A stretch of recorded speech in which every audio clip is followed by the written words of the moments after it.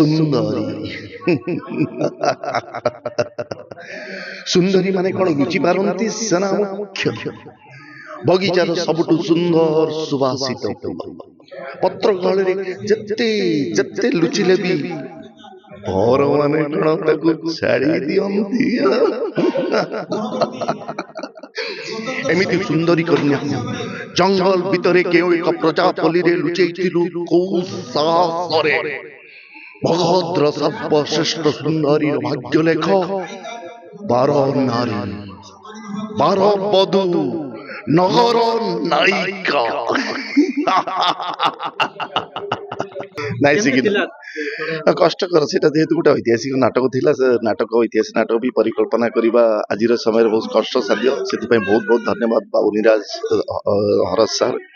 ଆଉ ଏହି ସମୟରେ ଐତିହାସିକ ନାଟକ ଲୋକମାନ ବହୁତ କଷ୍ଟ ସେଥିରେ ଘୋଡ଼ା ଚଢିବା ହଁ ପଡିଛି ଘୋଡାରୁ ପଡିଛି ଖଣ୍ଡା ଲଢେଇରେ ହାତ କଟିଛି ବାଡି ଲଢେଇରେ ମାଡ ହେଇଛି ସେଗୁଡା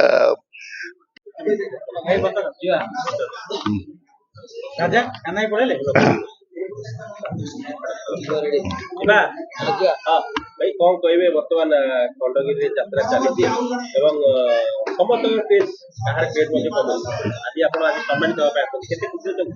ନିଶ୍ଚୟ ଖଣ୍ଡଗିରି ସମସ୍ତ କଳାକାର ମାନଙ୍କ ପାଇଁ ଖୁସିର ସମୟଟି ଆଉ ସମସ୍ତଙ୍କର ଗୋଟେ ପରସ୍ପର ମିଳାମିଶା ସମୟଟି ଏବଂ ସାରା ଓଡ଼ିଶାର କେନ୍ଦ୍ରବିନ୍ଦୁ ଖଣ୍ଡଗିରି ତ ନିଶ୍ଚୟ ଖୁସି ଲାଗୁଛି ସମସ୍ତଙ୍କୁ ଖୁସି ଲାଗେ ଖଣ୍ଡଗିରି ମହୋତ୍ସବଟାରେ। ହଁ ଆମର ତ ପଳେଇଲୁଣି ନାଟକ ଫାଷ୍ଟ ଫେଜ୍ରେ ଆମେ କରିକି ଗଲୁଣି ଆମର ଚଣ୍ଡାଶୋକ ଶାବକ ବୁଲିଗଲା ନାଟକ ପରିବେଷଣ ସରିଲା ବର୍ତ୍ତମାନ ଆମେ ଖଣ୍ଡଗିରିରୁ ବିଦାୟ ନେଇଗଲୁଣି।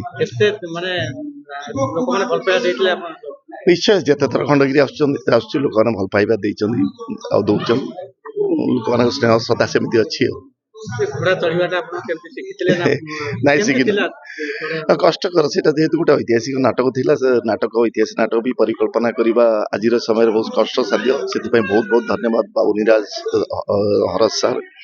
ଆଉ ଏହି ସମୟରେ ଐତିହାସିକ ନାଟକ ଲୋକମାନ ବହୁତ କଷ୍ଟ ସେଥିରେ ଘୋଡ଼ା ଚଢିବା ହଁ ପଡିଛି ଘୋଡାରୁ ପଡିଛି ଖଣ୍ଡା ଲଢେଇରେ ହାତ କଟିଛି ବାଡି ଲଢେଇରେ ମାଡ ହେଇଛି ସେଗୁଡା ପୌରାଣିକ ନାଟକ କଣ୍ଟିନ୍ୟୁ ଚାଲିଥିଲେ ସେଗୁଡା ସବୁ ଅଭ୍ୟାସ ଥାନ୍ତା। ହଠାତ୍ ଏତେ ଦିନ ପରେ ଆମେ ସେ ନାଟକ ଭିତରେ ବି ଦେଖିନୁ ବି ପ୍ରାୟ ସେ ନାଟକ ତ ହଠାତ୍ କରିବା ନିଶ୍ଚିତ କଷ୍ଟ ରହିଛି। ଯେହେତୁ ଐତିହାସିକ ନାଟକ କିଛି ପିଢି ବୁଝିପାରୁଛନ୍ତି କିଛି ଯୋଉ ପିଢି ବୁଝିବା ପାଇଁ ଆସୁଛନ୍ତି ସେଇ ଶ୍ରଦ୍ଧା ଅଛି ସେମାନେ ରହୁଛନ୍ତି ଦେଖୁଛନ୍ତି।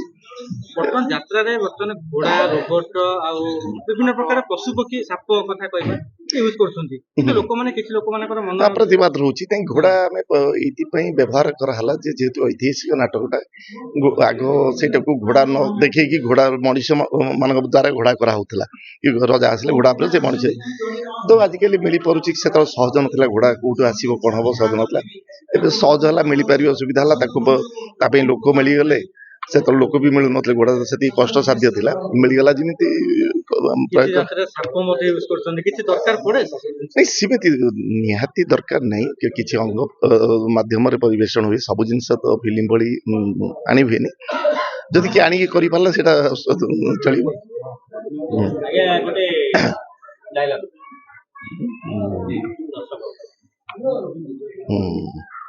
ସୁନ୍ଦରୀ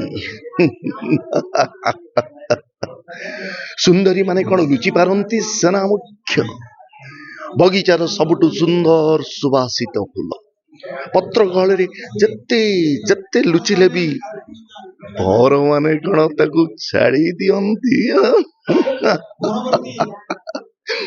ଏମିତି ସୁନ୍ଦରୀ କନ୍ୟା ଜଙ୍ଗଲ ଭିତରେ କେଉଁ ଏକ ପ୍ରଜାପଲ୍ଲୀରେ ଲୁଚେଇଥିଲୁ କୋଉ ସାହସରେ ଭଗଭଦ୍ର ସର୍ବଶ୍ରେଷ୍ଠ ସୁନ୍ଦରୀର ଭାଗ୍ୟ ଲେଖ 12 ନାରୀ 12 ବଧୂ ନଗର ନାୟିକା।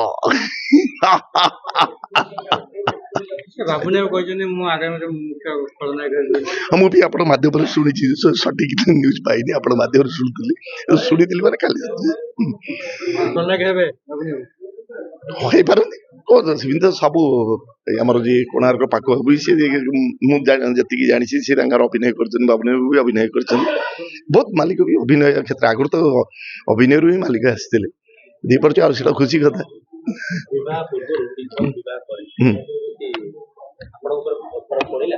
ନା କିଛି ନାହିଁ, ସେ ମାଜୁଦାନ ଦେଖୁଛନ୍ତି, ଆରଥର ବି ଦେଖିଥିଲେ ଏଇଠି ଜାଗାରେ, ଏଥର ବି ଦେଖିଛନ୍ତି ଏଇ ଜାଗାରେ, ଆରଥର ଯୋଉ ରୂପରେ ଦେଖିଲେ।